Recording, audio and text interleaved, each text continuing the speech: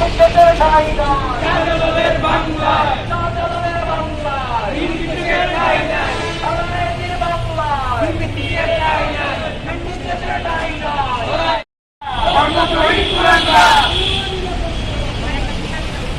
জাতীয় বৃত্তে সর্বনারে বাংলাদেশ জাতীয় বৃত্তে জাতীয় বৃত্তে সর্বনারে বাংলাদেশ সর্বনারে বাংলাদেশ জাতীয় বৃত্তে জাতীয় বৃত্তে সর্বনারে বাংলাদেশ সর্বনারে বাংলাদেশ জাতীয় বৃত্তে জাতীয় বৃত্তে সর্বনারে বাংলাদেশ সর্বনারে বাংলাদেশ জাতীয় বৃত্তে রক্তদান জমিদার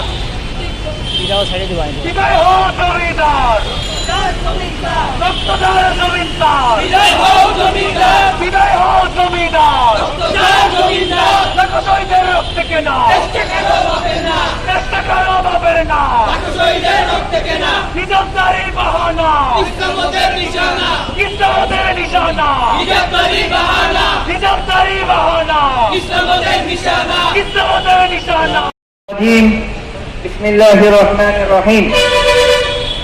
এখানে উপস্থিত মুসলিম তরুণ ছাত্র সমাজ তাদের পক্ষ থেকে আয়োজিত আজকের এই মানববন্ধন সাম্প্রতিক সময়ে শিল্পকলা একাডেমিতে মহাপরিচালক হিসেবে নিয়োগ দেওয়া হয়েছে সৈয়দ জামিল আহমেদ নামক মন্তব্য করলেন। এটা তিনি কোন আঙ্গিকে করলেন? আমরা আপনাদের কাছে আরো প্রশ্ন করতে চাই, তিনি কেন 2024 সালে এসে শুধুমাত্র বোর্ডের নিয়ে কথা বললেন? কেন তিনি 2024 সালে এটা বললেন না যে মুসলমান ব্যতীত অন্য যারা আছে তাদেরকে যারা পুশ করতে পারবে না, অন্য যে সকল ধর্মাবলম্বী আছে তারা কেন শিডিউল পরীক্ষা করে? এই ধরনের প্রশ্ন কিন্তু তারা কোনো করেনি। তার এই বক্তব্য থেকে কিন্তু আমি সুস্পষ্টভাবে বুঝতে চাই তিনি শুধুমাত্র মুসলমান নারীদের কথা করার জন্য এই মন্তব্য করেছেন। সুতরাং তাদের ব্যাপারে আমাদের অবগতির জন্য জানানোর জন্য আজকে বক্তব্য রাখবেন, আমাদের এখানে বক্তব্য রাখার জন্য সামিল হয়েছেন। প্রথমে বক্তব্য দিবেন সোশ্যাল অ্যাক্টিভিস্ট জনাব ইরফান সাদিক। প্রথমে বক্তব্য রাখবেন সোশ্যাল অ্যাক্টিভিস্ট শিশির হায়াত। আমি তার বক্তব্য পেশ করার জন্য সবাই অনুরোধ করছি।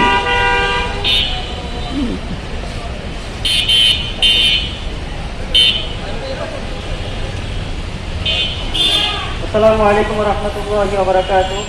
সকল প্রশংসা আল্লাহ সুবহানাহু ওয়া তাআলার, দুরূদ ও সালাম প্রিয় নবী মুহাম্মদুর রাসূলুল্লাহ সাল্লাল্লাহু আলাইহি ওয়াসাল্লামের। আপনারা জানেন সম্প্রতি নিয়োগপ্রাপ্ত শিল্পকলা একাডেমির ডিজি সৈয়দ জামিল আহমেদ তিনি একটি বক্তব্য দিয়েছেন, যেখানে তিনি প্রশ্ন করেছেন জামাতের কাছে যে 2024 সালে এসেও কেন মেয়েদের বোরকা পরতে হবে। তো এই বিষয়ের বক্তব্যের আবার পরবর্তীতে তিনি একটা ব্যাখ্যা দিয়েছেন। তো আমরা ব্যাখ্যা এবং বক্তব্য দুটোই রেখেছি এবং দুটোর প্রেক্ষিতেই আমাদের মনে হয়েছে যে এই বিষয়টা বাংলাদেশের কাঠামোগত ইসলাম বিদ্বেষের বহিঃপ্রকাশ। বিষয়টা কেন সেটা একটু এক্সপ্লেইন করছি। প্রথমত, পৃথিবীতে শত শত কোটি মানুষ মুসলমান তারা এই পর্দার বিধান, বোরকার বিধান এটা পালন করে আসছে, সেটা গত 1400 বছর ধরে। তার কেন মনে হলো এটার জন্য প্রশ্নটা জামাতের কাছেই করতে হবে? জামাত কি তাহলে সমগ্র মুসলিমদের প্রতিনিধিত্ব করে, বা তার কাছে কি মনে হয় যে সমগ্র মুসলিমরাই জামাত? যদি এইটা হয় তাহলে আগামীকালকে তিনি জামাতের মতনই সমস্ত মুসলিমদেরকে ট্রিট করবে না, এটার গ্যারান্টি আমরা কিভাবে দিতে পারি? দ্বিতীয় বিষয় হলো, আজকে যদি জামাত বলতে পারে আগামীকালকে সমগ্র মুসলিমদেরকে তারা উগ্রবাদী, রাজাকার, মৌলবাদী এগুলোও বলতে পারে, আমরা সেটা গ্যারান্টি কিভাবে দিতে পারি যে তারা বলবে না? দ্বিতীয় বিষয় সেটা হচ্ছে এই যে ইসলামকে মার্জিনালাইজ করার যে বিষয়টা, এই যে দৃষ্টিভঙ্গিটা, একটা ঘরানার মধ্যে সীমাবদ্ধ করে দেওয়া ইসলামের একটা বিধানকে, এই জিনিসটা হচ্ছে কাঠামোগত ইসলাম বিদ্বেষের বহিঃপ্রকাশ, যেটা সরাসরি ইসলাম বিদ্বেষের নাম দিয়ে করা যায় না। আর তাছাড়া আমরা আপনারা একটা প্রশ্ন করতে পারেন যে তাহলে আপনারা কি শিল্পকলা একাডেমির কাছ থেকে ওয়াজ মাহফিল চান নাকি? তারা তো এরকম কথা বলতেই পারে, তাই না? না, বিষয়টা এরকম না। আমরা শিল্পকলা একাডেমির কাছ থেকে বা শিল্পকলা একাডেমির মহাপরিচালকের কাছ থেকে কোনো ইসলামী বয়ানও চাই না। এই বিষয়টাও যেমন চাই না, ঠিক পাশাপাশি আমরা এটাও চাই না যে ইসলামের কোনো বিধিবিধানের ঠিকাদারি তারা নিক, কিংবা ইসলামের কোনো বিধিবিধান কিভাবে ব্যাখ্যা করবে, কারা ব্যাখ্যা করবে, এটা নিয়ন্ত্রণ তারা নিক, এটা আমরা চাই না। এটা দায়িত্ব তাদেরকে কে দিয়েছে? ইসলামের কোনো একটা বিধান জামাত তাদের কাছে ব্যাখ্যা করবে, এইটার দায়িত্ব তাদেরকে কে দিয়েছে? ঠিক না বিষয়টা? আচ্ছা, তারপর উনি আরেকটা জিনিস বলছে এই প্রেক্ষিতে, সেটা হলো যে কোরআনের একটা আয়াত তুলে ধরছে যে মুমিন পুরুষদেরকে তিনি বলছেন যে দৃষ্টি সংযত রাখতে। তাহলে দৃষ্টি সংযত রাখলে তো আর মেয়েদের বোরকা পরার কথা না। আমার প্রশ্ন হইল, তিনি একই কোরআনের পুরুষের দৃষ্টির সংযতের বিষয়টা দেখলো, কিন্তু মহিলাদের যে পর্দার বিষয়টা সেটা দেখলো না কেন? ওই একই কোরআনের পাশাপাশি আয়াতে তো এই বিষয়টা ছিল। তো বিষয়টা কি বোঝায়? বিষয়টা হচ্ছে তার আসলে সমস্যাটা ইসলামের একটা বিধান নিয়ে, সেই বিধানটা উনি ইসলামের নাম দিয়ে প্রকাশ করতে পারতেছে না, তাই এটা জামাতের নাম দিয়ে করতেছে। আমরা এই বিষয়টা তীব্র নিন্দা জানাই। 4 নম্বর যে বিষয়টা সেটা হচ্ছে যে 2019 সালে বাংলা ট্রিবিউনে এসেছে, আপনারা দেখবেন, সেখানে উনি বলেছিলেন ক্রাইটেরিয়া হইতে পারে বয়সের ভিত্তিতে, ক্রাইটেরিয়া হইতে পারে জেন্ডারের ভিত্তিতে, ক্রাইটেরিয়া হতে পারে ক্লাসের ভিত্তিতে, কিন্তু ক্রাইটেরিয়া হতে পারে না ধর্মের ভিত্তিতে। মানে বিষয়টা হলো সবকিছুর ভিত্তিতেই ক্রাইটেরিয়া হতে পারে, কিন্তু ধর্মের ভিত্তিতে হতে পারে না। ওইখানে তিনি আরো বলেছেন মুজিববাদী যে সংবিধান, 72-এর সংবিধান, সেটাকে ভিত্তি ধরে উনি বলছেন যে ধর্ম নাকি জনপরিসরে কোনো বয়ান নির্মাণ বা পরিচয় নির্মাণ করতে পারে না। আমার প্রশ্ন হলো, আমরা যারা মুসলিম আছি, আমরা কেন জনপরিসরে আমাদের পরিচয়কে নির্মাণ করতে পারবো না বা তুলে ধরতে পারবো না? আমাদের পরিচয় কেন আমরা হাজির করতে পারবো না? এবং তিনি কেন এইটা মুজিববাদী যে সংবিধান 72 সালের এটার ভিত্তিতেই করতে পারেন? এটার ভিত্তিতেই তিনি কেন করলেন বিষয়টা আমার প্রশ্ন রইল। তারপর 5 নম্বর যে বিষয়টা সেটা হলো, উনি যে বক্তব্য দিয়েছেন এটা আসলে কলকাতা কেন্দ্রিক যে জাতীয়তাবাদ, এটার বাইরে আর কিছু না। কারণ কলকাতা কেন্দ্রিক জাতীয়তাবাদ না হইলে তিনি একই সাথে শুধুমাত্র 24 সালে বোরকা নিয়ে প্রশ্ন তুলতেন না, তিনি তুষ নিয়ে, শাখা সিঁদুর নিয়ে, এগুলো নিয়েও প্রশ্ন তুলতে পারতেন, কিন্তু তিনি এগুলো নিয়ে প্রশ্ন তুলেন নাই। তিনি প্রশ্ন তুললেন শুধুমাত্র বোরকা নিয়ে। তার মানে কি? তার মানে হচ্ছে তিনি কলকাতার যে বয়ান, সেই বয়ান ঢাকার উপর চাপিয়ে দেওয়ার চেষ্টা করছেন। তারপরে যে বিষয়টা সেটা হলো যে এই যে ইসলাম বিদ্বেষ কাঠামোগত উনার মতন যে কলকাতা কেন্দ্রিক জাতীয়তাবাদে যারা বিশ্বাসী, এদেরকে যে নিয়োগ করা, এই নিয়োগ করার বিষয়টা থেকে আমরা বুঝতে পারি যে বাংলাদেশে এখন ইনসাফ নাই। ইনসাফ বলতে যদি কিছু থাকতো, তাহলে এরকম বিতর্কিত ব্যক্তি যারা আছে, যারা মুজিববাদী ফ্যাসিবাদীদের সমর্থক, হাসিনার বয়ানকে যারা শক্তিশালী করে, এরকম ব্যক্তিরা কখনোই শিল্পকলা একাডেমির ডিজির পদে আসতে পারত না। এই বলে আমি আমার বক্তব্য শেষ করছি। এরপর আমার পর বক্তব্য রাখছেন ইরফান সাদিক, সোশ্যাল অ্যাক্টিভিস্ট ইরফান সাদিক। রহমতুল্লাহ, নাহমাদুহু ওয়া নুসাল্লি আলা রাসূলিহিল কারীম। আউযু বিল্লাহি মিনাশ শাইতানির রাজীম। বিসমিল্লাহির রহমানির রহিম। প্রথমে আমরা পরিষ্কার করে নিতে চাই, আজকে আমরা কেন এখানে দাঁড়িয়েছি। অনেকে বলতে পারেন, তিনি তো বলছেন যে সবাইকে এখানে উনি জায়গা দেবেন, তিনি তো সবাইকে এখানে নিয়ে তর্ক করার কথা বলছেন, তাই না? উনি এখানে কত ভালো মানুষ, উনি কত মানুষকে এখানে জায়গা দেওয়ার সুযোগ করে দিচ্ছেন। কিন্তু আমরা এখানে পরিষ্কার করতে চাই যে আমাদের বিরোধিতার জায়গাটা কোথায়। প্রথমত বাংলাদেশের মুসলমানরা, ইভেন উনি জামাত ইসলামী বলেছেন, বাংলাদেশের মুসলমানরা কেন তার মতো একজন শাহবাগী কলকাতা কেন্দ্রিক সেকুলারের কাছে গিয়ে এটা জাস্টিফাই করতে হবে, আমরা মানে বাংলাদেশের মেয়েরা বোরকা কেন করবে, এটা তার কাছে কেন জাস্টিফাই করতে হবে? এটা প্রথম বিষয়। দ্বিতীয় বিষয় হলো, উনি বলেছেন 2024 সালে বোরকা কেন চলবে। উনি কি বলতে চাচ্ছেন যে বর্তমান সময়ে বোরকা পরাটা ব্যাকডেটেড কোনো কাজ? উনি কি বলতে চাচ্ছেন বর্তমান আধুনিক সমাজের সাথে বোরকা যায় না, এরকম কিছু?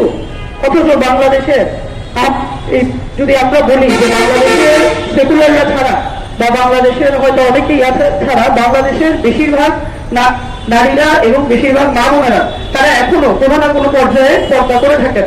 তার মানে বলতে চাচ্ছেন এরা কেউ কি আধুনিক সমাজের অংশ হতে পারে না? এটা কি উনি বলতে চাচ্ছেন? 3 নম্বর যে বিষয়টা সেটা হলো, তিনি বললেন যে জামাত ইসলামীর গিয়ে এই জিনিসটা করতে হবে, যেটা খিজির হাট বলেছেন যে জামাত ইসলামীর গিয়ে জাস্টিফাই করতে হবে কেন 2024 এসে বোরকা করতে হবে, কেন শরীয়তি রাষ্ট্র লাগবে। তার মানে বোরকা এবং শরীয়তি রাষ্ট্র এগুলো কি শুধু জামাতের ন্যারেটিভ না পুরো বাংলাদেশের ন্যারেটিভ?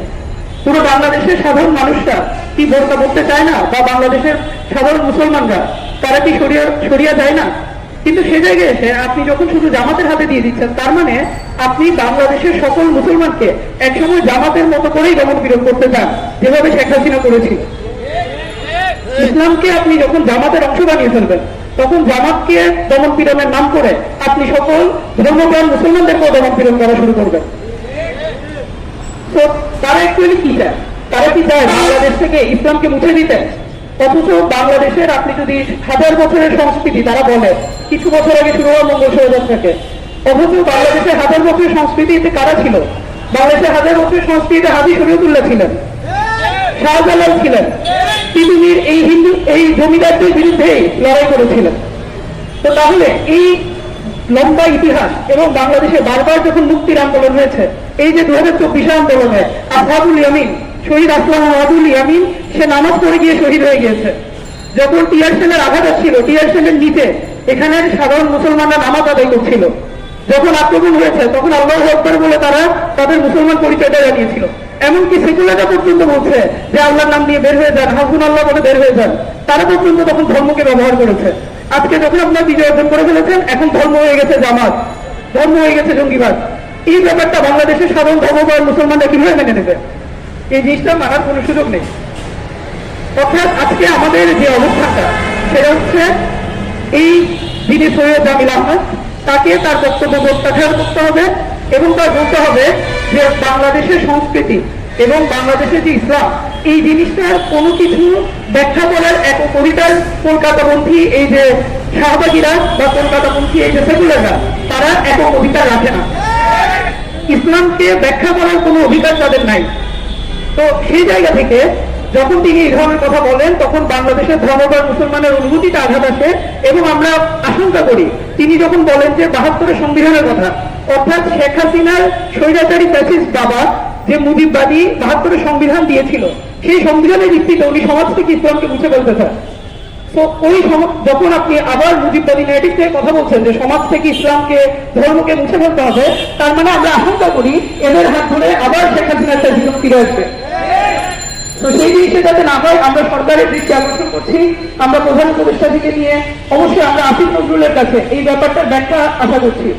তিনি নিজে নাকি অনুরোধ করে এই ধরনের ইসলাম বিদ্বেষীকে এই জায়গায় বসিয়েছেন, অথচ তিনি নাকি সিরাজ পড়েন, উনি নাকি নামাজ পড়েন, অথচ এরকম ইসলাম বিদ্বেষীকে উনি কিভাবে বসান? এই ব্যাপারে কারণ ওনার দর্শাতে হবে। তো আমাদের সর্বোপরি আমি আমার বক্তব্য শেষ করছি এটা বলে যে বাংলাদেশের মুসলমানরা কিভাবে দিন পালন করবে, কিভাবে তাদের ধর্ম পালন করবে, এটার ব্যাখ্যা, এটার অধিকার তারা কোনো শাহবাগী সেকুলারের কাছে গিয়ে ব্যাখ্যা করতে রাজি না, এবং শাহবাগী সেকুলারদের কোনো অধিকার নেই তাদের কোনো ন্যারেটিভ বাংলা মুসলমানদের উপর চাপিয়ে দেওয়া। আসসালামু আলাইকুম রহমতুল্লাহ। নাহমাদুহু ওয়া নুসাল্লি আলা রাসূলিহিল কারীম। আউযু বিল্লাহি মিনাশ শাইতানির রাজীম। বিসমিল্লাহির রহমানির রহিম। প্রথমে আমরা পরিষ্কার করে নিতে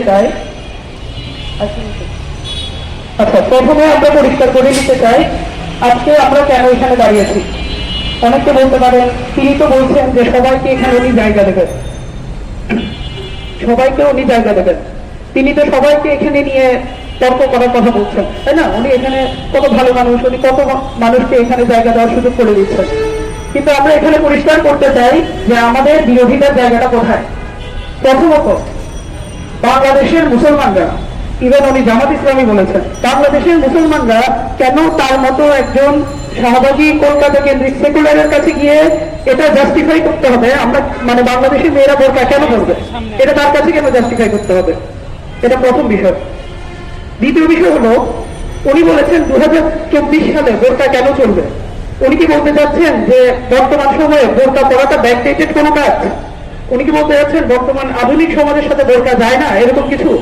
অথচ বাংলাদেশের যদি আমরা বলি যে বাংলাদেশের সেকুলাররা ছাড়া বা বাংলাদেশের হয়তো অনেকেই আছে ছাড়া, বাংলাদেশের বেশিরভাগ নারীরা এবং বেশিরভাগ মা বোনেরা তারা এখনো কোনো না কোনো পর্যায়ে পর্দা করে থাকেন। তার মানে বলতে যাচ্ছেন এরা কেউ কি আধুনিক সমাজের অংশ হতে পারে না? এটা কি উনি বলতে যাচ্ছেন?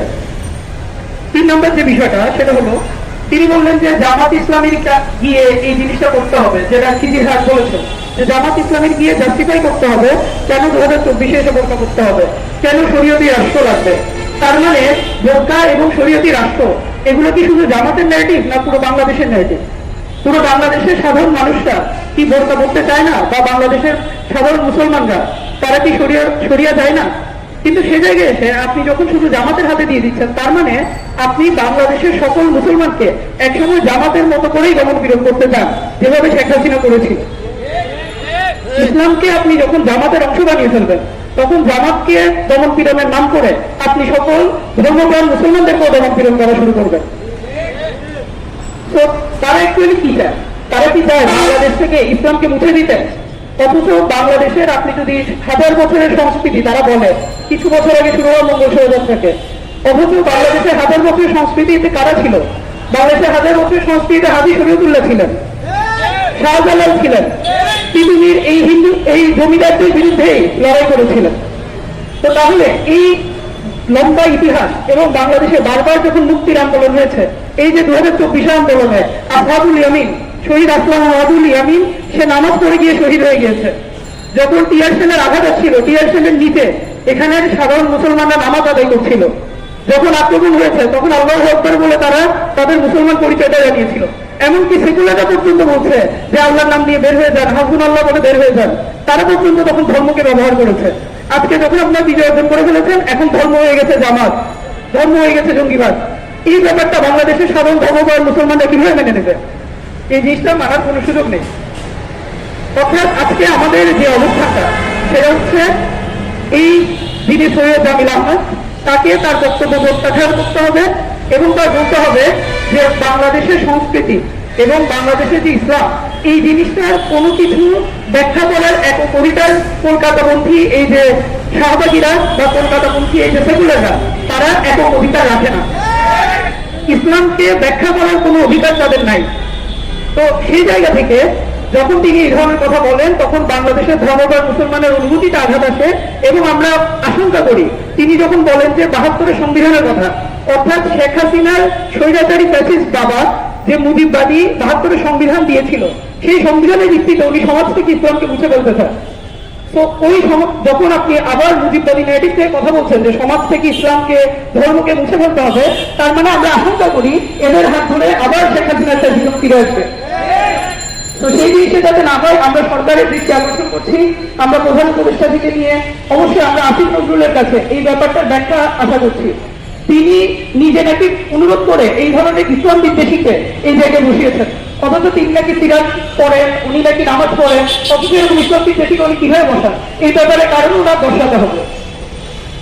তো আমাদের সর্বোপরি আমি আমার বক্তব্য শেষ করছি এটা বলে যে বাংলাদেশের মুসলমানরা কিভাবে দিন পালন করবে, কিভাবে তাদের ধর্ম পালন করবে, এটার ব্যাখ্যা, এটার অধিকার তারা কোনো শাহবাগী সেকুলারের কাছে গিয়ে ব্যাখ্যা করতে রাজি না, এবং শাহবাগী সেকুলারদের কোনো অধিকার নেই তাদের কোনো ন্যারেটিভ বাংলা মুসলমানদের উপর চাপিয়ে দেওয়া। আসসালামু আলাইকুম। আমরা শিল্পকলা একাডেমির নবনিযুক্ত যিনি মহাপরিচালক আছেন, তাদের বক্তব্যটা, তার বক্তব্য আমরা সবাই শুনেছি। তিনি জামাতের সাথে একটা সংলাপে বসতে চেয়েছেন। তিনি প্রশ্ন করেছেন যে 2024 সালে এসেও কেন বাংলাদেশের নারীদের বোরকা করতে হবে। এখানে একটা প্রশ্ন থাকে যে তিনি হচ্ছেন শিল্পকলা একাডেমির মহাপরিচালক, ওনার কাজ শিল্প নিয়ে কাজ করা, কলাকে প্রমোট করা। ওনাকে ধর্মের ব্যাখ্যা করা বা ধর্ম নিয়ে প্রশ্ন করার অধিকার কে দিয়েছে, সেটা আমাদের একটা প্রশ্ন। দ্বিতীয়ত, তিনি কি মনে করেন আমাদের কৈফিয়ত দেওয়ার, মানে তিনি আমাদের কৈফিয়ত চাইতে পারেন বা ওই ধরনের কোনো পজিশনে তিনি আছেন কিনা যে আমরা আমাদের ধর্ম কিভাবে পালন করবো, তার জন্য আমরা তার কাছে কৈফিয়ত দিব বা তার মনোদেশে যে লোকেরা আছে তাদের কাছে আমরা কৈফিয়ত দিব? তিনি কি মনে করেন তার যে মতাদর্শ, যে সেকুলার লিবারালিজম, এটা আমাদের দিন ইসলামের চেয়ে উঠে? তারা কি তাদের নিজেদের আদর্শকে সুপিরিয়র মনে করেন কিনা? তারা কি আমাদেরকে তাদের গোলাম মনে করেন কিনা? যে আমরা কোন ধরনের পোশাক করবো, ধর্মের কোন বিষয়টা আমরা পালন করবো, তার জন্য প্রধান মতো জমিদারের কাছে, সাংস্কৃতিক জমিদারের কাছে আমরা কৈফিয়ত দিব? তারা কি নিজেদেরকে আমাদের জমিদার মনে করেন কিনা? দ্বিতীয়ত, উনি যে বক্তব্যটা করেছেন সেটার মধ্যে বিদ্রুপ খুবই স্পষ্ট। তিনি তার বক্তব্যের পিছনে যে বিষয়টা, সেটা হচ্ছে গিয়ে ইসলাম বা ইসলামের যে বিধানগুলো এখন সময়ের সাথে খাপ খাচ্ছে না। তিনি মনে করছেন যে 2024 সালে এসে, আধুনিক সময়ে এসে মুসলিম নারীরা বোরকা করতে পারবে না। এবং তার পরিচয় তিনি জামাতের মতো একটা রাজনৈতিক সংগঠনের কাছে চেয়েছেন। আমার প্রশ্ন হচ্ছে, জামাত কি পুরো মুসলিম সমাজকে বা বাংলাদেশের পুরো মুসলিম যে আমজনতা আছে তাদেরকে রিপ্রেজেন্ট করে কিনা? যদি না করে সেক্ষেত্রে তিনি কেন জামাতের কাছে প্রশ্নটা করলেন এবং কেন জামাতের সাথে ইসলামের একটা অত্যাবশ্যক বিধান সংযুক্ত করে দিলেন? এভাবে কি তিনি জামাতকে আগে যেভাবে মার্জিনাইজ করা হয়েছিল সেভাবে মার্জিনাইজ করার মাধ্যমে ইসলামের বিধানকে মুছে দিতে চান কিনা? তৃতীয়ত, তিনি কোরআনের একটা আয়াতের ব্যাখ্যা করেছেন, সেই ব্যাখ্যা করার অধিকার তিনি রাখেন কিনা? কারণ সাধারণত কোরআনের ব্যাখ্যা করে থাকেন মুফাসসিরগণ বা যারা হচ্ছে আলেম, যাদের হচ্ছে এটা ক্রেডিবিলিটি আছে, কিন্তু তার সেই ক্রেডিবিলিটি আছে কিনা? তার পাশাপাশি তিনি শুধু পুরুষদের দৃষ্টি অবগত করার বিষয়টাই আমাদেরকে অবগত করেছেন, কিন্তু নারীদের যে কর্ম বিষয় সেটা অবগত করেননি। সেই সাথে তার যে কথাটা ছিল সেখানে বৈষম্য একেবারে স্পষ্ট। তিনি শুধু মুসলিমদের কাছ থেকে কেন যারা জিনা যাচ্ছেন তাদের একটা বিধানের বিভিন্ন দলগুলো চাচ্ছেন, কেন হিন্দুদের তারা কেন স্বীকার করতে পারবে না বা খ্রিস্টানরা কেন ক্রুশ করতে পারবে 2024 সালে এসে সেটার জবাবদিহিতা কেন তিনি নিচ্ছেন না? কেন শুধু সংলাপ হবে জামাতের সাথে ইসলামের বিষয়? কেন সাধারণ মুসলিম হয়ে আমরা তার সাথে সংলাপে যেতে পারবো না? কেন আমাদেরকে জামাত হয়ে তার সাথে সংলাপে যেতে হবে? সেই সাথে কেন হিন্দুদের সাথে সংলাপ হবে না? কেন খ্রিস্টানদের সাথে সংলাপ হবে না? কেন শুধু মুসলিম ধর্মকে যারা রিপ্রেজেন্ট করে সাধারণ মুসলিম যারা আছে তাদের সাথে কেন সংলাপে বসতে হবে এই বিষয়টা নিয়ে? তিনি কি মনে করেন ইসলাম সমাজের সাথে যাচ্ছে না? ইসলাম একটা ব্যাকটেটেড ধর্ম, ইসলাম তার রাষ্ট্র কাঠামোর সাথে মিলছে না? দ্বিতীয়ত, তিনি একটা কথা বলেছেন যে তারা নাটকের মাধ্যমে ওয়াজ মাহফিল দমন করতে চান। শুধু ওয়াজ মাহফিল কেন দমন করতে হবে? অন্য ধরনের যে অনুষ্ঠানগুলো আছে সেগুলোর ব্যাপারে তিনি কেন বলছেন না? এবং কেন এই ধরনের একটা হুমকি দিয়ে দিচ্ছেন, একটা সাংস্কৃতিক হুমকি দিচ্ছেন যে তারা নাটকের মাধ্যমে ওয়াজ মাহফিল দমন করে ফেলবেন? এই ধরনের রাষ্ট্রের একটা নেতৃত্ব স্থানে বসে এই ধরনের একটা বক্তব্য রাষ্ট্রের যে অভ্যন্তরীণ বা কাঠামোগত ইসলাম বিকাশ আছে তার ইঙ্গিত বহন করে। আমরা এই জামায়াত থেকে আমাদের যে অন্তর্বর্তীকালীন সরকার আছে তার কাছে আমরা তিনটে কারো পেশ করতে চাই। প্রথমত, আমরা চাই সৈয়দ জামিল আহমেদ তার যে বক্তব্য দিয়েছেন সেই বক্তব্যের কারণে তিনি জনসম্মুখে এসে ক্ষমা প্রার্থনা করবেন এবং অতি সত্ত্বর পদত্যাগ করবেন। দুই, আসিফ নজরুল সাহেব যে ওনাকে নিয়োগ দিয়েছেন, কেন নিয়োগ দিয়েছে সেই কারণ আমাদেরকে দর্শাতে হবে। উনি এসে কারণ দর্শাবেন উনি কেন সৈয়দ জামিল আহমেদের মতো একজন ইসলাম বিদ্বেষী লোককে এই পদে নিযুক্ত করেছেন। তৃতীয়ত এবং সর্বোপরি, বাংলাদেশের সরকারি যে কোনো প্রতিষ্ঠানে যে কোনো নেতৃস্থানে বা দায়িত্বশীল পজিশনে কোন ইসলাম বিদ্বেষীকে ভবিষ্যতে নিয়োগ দেওয়া যাবে না। আমরা গত এক যুগ ধরে দেখে এসছি, এক যুগের বেশি সময় ধরে দেখে এসছি বাংলাদেশের মানুষ ন্যায় বিচার পায়নি, বাংলাদেশের মানুষ ইনসাফ পায়নি। যদি ইন্টারিম গভর্নমেন্ট চায় তারা ইনসাফের প্রতিনিধিত্ব করবে, তারা যদি চায় ন্যায় বিচার প্রতিষ্ঠা করবে, আমরা আশা করবো তারা আমাদের দাবিগুলো মেনে নেবে এবং অতি সত্ত্বর দৃশ্যমান পদক্ষেপ গ্রহণ করবেন। এ বলে আমি আমার বক্তব্য শেষ করছি। আসসালামু আলাইকুম রহমতুল্লাহ। ইনকিলাব জিন্দাবাদ।